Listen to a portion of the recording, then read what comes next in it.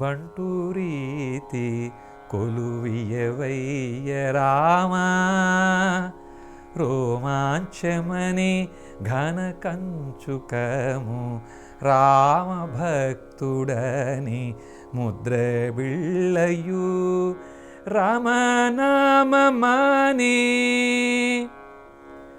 బంటురీతి కొలువియవయ్య రామ రోమాంచమని ఘనకంచుకము రామభక్తుడని ముద్ర బిళ్ళయు రామనామమని వరకడ్గం ఇవ్వయ్యా.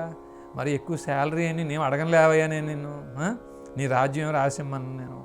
ఏదో నీ దగ్గర బంటు కింద చిన్న పదవి ఇవ్వయ్యా నాకు.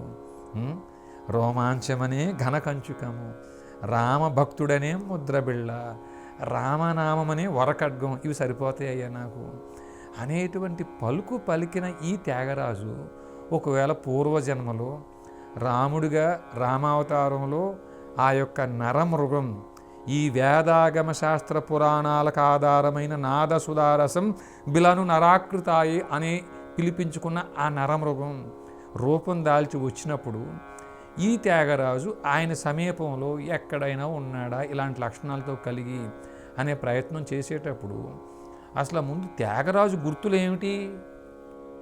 ఈ గుర్తులు అక్కడ ఆ కాలంలో రాముడు పరిసర ప్రాంతాల్లో శ్రీరామచంద్రమూర్తితో సమాన ఆ కాలంలో నడయాడుతున్న వాళ్ళలో ఎవరికైనా ఈ లక్షణాలు ఉన్నాయా అనే తెలుసుకునే ప్రయత్నం మనం చేద్దామండి. దానికంటే ముందు త్యాగరాజు యొక్క గుర్తులు తెలుసుకుందాం. అయ్యా, ఈ త్యాగరాజు ఏ గుర్తులను కలిగి ఉన్నాడండి ఈయన? అయ్యా, రాముణ్ణి కీర్తించడం కోసం 12 స్వరస్థానాలని ప్రయోగించాడండి ఆయన. 12 స్వరస్థానాలని ప్రయోగించాడు. అసలు ఈ కీర్తన వల్ల ఉపయోగం ఏమిటి?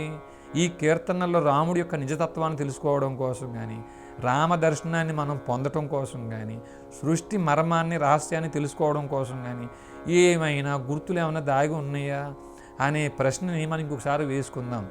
కానీ ఇక్కడ ఈయన చాలా స్పష్టంగా ఈ యొక్క 12 స్వరస్థానాలని ఆయుధాలుగా ప్రయోగించి ఒక మాల కింద ధరించి పెట్టేసి ఆయన స్వరాంధ్రము స్వరార్ణవము అనే మాలలు మనకు అందించిన ఆయనకి అసలు ఆయన ఆయుధం ఏమిటంటే స్వరమే. ఎన్ని జన్మలెత్తినా నశించిపోదండి అది స్వరం అనేది. అయ్యా, ఇప్పుడు మనం రాసే పుస్తకాల్లో అక్షరాలు నశించిపోవచ్చు అండి.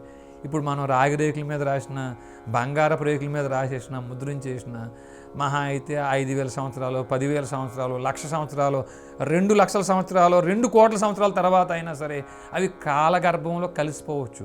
కానీ ఈ త్యాగరాజు కూడా ఏమొస్తున్నాయటండి? హరిగుణమణిమయ స్వరములు గళమున శోభిల్లేటువంటి భక్త కోటులు ఇలలో ఎవరుంటారో వారు అందరూ కూడా మహానుభావులు అని అన్నాడండి. ఈ హరిగుణమణిమయ స్వరములు ఈయన గళాన్ని ఏమైనా అలంకరించి ఉన్నాయా అంటే, అయ్యా, దీనికి రామాయణ కాలానికి మళ్ళీ మనం వెళ్దామండి. ఇప్పుడు వాల్మీకి రామాయణంలో కానీ మిగతా రామాయణాల్లో కానీ ఎక్కడ ఏమి చెప్పబడి ఉన్నప్పటికీ వాంగ్మయం ద్వారా పెద్దలు మనకు వామనపాల గోత్రుల ద్వారా అందించిన రామాయణంలో కానీ స్వరాంధ్రంలో కానీ చెప్పబడిన చరిత్ర ఏమిటంటే, ఈ రాముడు లక్ష్మణుడు నడుచుకుంటూ వస్తున్నప్పుడు ఒక వ్యక్తి హనుమంతుడే వేషం మార్చుకుని వీరు ఎదుటపడి, అయ్యా తమరెవరు? చూస్తుంటేనేమో రాజర్షుల్లా ఉన్నారు, ఋషుల్లా ఉన్నారు మీరు, కానీ చేతిలో ధనుర్బాణాలు ఉన్నాయి, ఈ క్షత్రియుల యొక్క లక్షణాలను పోలున్నాయి, మీ యొక్క నడత, మీ యొక్క క్షాత్ర తేజం ఈ లక్షణాలతో మీరు కనిపిస్తున్నారు నాకు, కానీ మీ వేషం చూస్తేనేమో ఋషులు వేసుకున్న వేషాన్ని మీరు ధరించి ఉన్నారు, మీరెవరో ఏమిటి తెలుసుకోవాలనే ప్రశ్న వేసినప్పుడు ఈ రాముడు చెప్పేటటువంటి లక్ష్మణుడితో, ఓ లక్ష్మణ, ఎవరైతే మన ముందు మాట్లాడుతున్నాడో వ్యక్తి సామాన్యుడు కాదు. మాట్లాడుతున్న మాట తీరులో సశబ్ద క్రియ చాలా స్పష్టంగా గోచరిస్తుంది. నా చెవికి శబ్దమే వినిపించట్లేదు, సశబ్దం తప్ప. ఈ సశబ్ద క్రియని అభ్యాసం చేయాలంటే ఈ వేదాగమ శాస్త్ర పురాణాలకు ఆధారమైన నాదాన్ని ఉపాసన చేసిన వాడు తప్ప ఇంకొకరికి ఇది సాధ్యం కాదు. అలాంటి ఉపాసనా లక్షణాన్ని కలిగి ఉన్న ఇతనితో చాలా జాగ్రత్తగా మాట్లాడు, ఇతన్ని ముక్కంటిగా భావించి మాట్లాడు అని అంటే లక్ష్మణుడు చాలా కోపం ఎక్కువటండి ఆయనకి. ఆ కోపం ఏం ప్రదర్శించొద్దు నువ్వు అని చెప్పి చాలా జాగ్రత్తగా మాట్లాడమని జాగ్రత్తలు చెప్పారు అని మన ఈ స్వరాంధ్ర వామన పాలగోతుల రామాయణాల్లోనూ కొంతమంది వాంగ్మయం ద్వారా పుస్తకాలు చదవకుండా పూర్వ వృత్తాంతం నుంచి పెద్దలు చెప్పిన రామాయణాన్ని విని మనకు చెప్పిన వారి ద్వారా కూడా తెలుసుకున్నాం కదండి అయ్యా. ఇప్పుడు ఈ మాట శ్రీరామచంద్రమూర్తి లక్ష్మణుడితో ఎందుకు అన్నాడు అనే విషయాన్ని తరువాయి భాగంలో మరింత వివరంగా తెలుసుకునే ప్రయత్నం చేద్దామండి అయ్యా. ఇప్పటికి సెలవు. నేను మీ వీర రాఘవరెడ్డి.